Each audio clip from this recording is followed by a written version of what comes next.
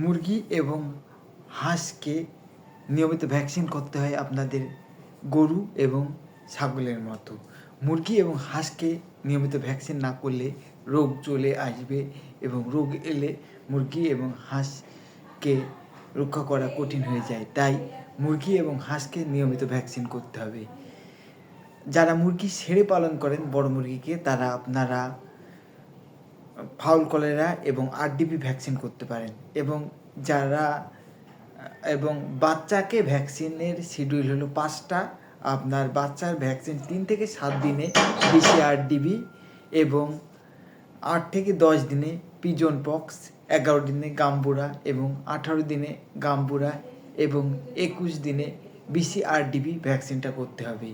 এটা হলো এবং 28 থেকে 35 দিনে ফাউল পক্স। এই ভ্যাকসিনগুলো আপনারা করলে বাচ্চা মুরগির রোগ অনেকাংশ কমে যাবে এবং আপনার বাচ্চা মুরগির রোগ হবে না।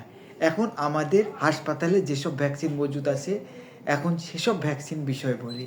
এখন বড় মুরগির RDV রানীক্ষেত ভ্যাকসিন, এটা হাসপাতালে মজুদ আছে এবং বাচ্চার BCRDB এই ভ্যাকসিনটাও হাসপাতালে মজুদ আছে এবং হাঁসের ডাক প্লেগ DP এই ভ্যাকসিনটাও মজুদ আছে এবং হাঁস এবং মুরগির ফাউল কলেরা এই ভ্যাকসিনটাও মজুদ আছে এবং মুরগির ফাউল পক্স এই ভ্যাকসিনটাও মজুদ আছে।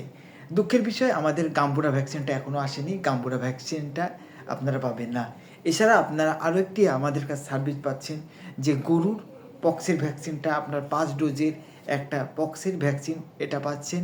আপনারা যদি কারোর গরুর পক্সের ভ্যাকসিন লাগে তাহলে আপনারা হাসপাতালে এসে এটা নিতে পারেন। তা আপনাদের গরু, ছাগল, হাঁস, মুরগির সকলে ভ্যাকসিন করতে হবে এবং ভ্যাকসিন করে সকলকে সুস্থ রাখতে হবে। ভ্যাকসিন করলে 80 থেকে 90% আপনাদের রোগ কমে যাবে এবং ভ্যাকসিন করার জন্যে আমার সাথে ফোন দিতে পারেন এবং যোগাযোগ করতে পারেন। সবাইকে ধন্যবাদ। আসসালামু আলাইকুম।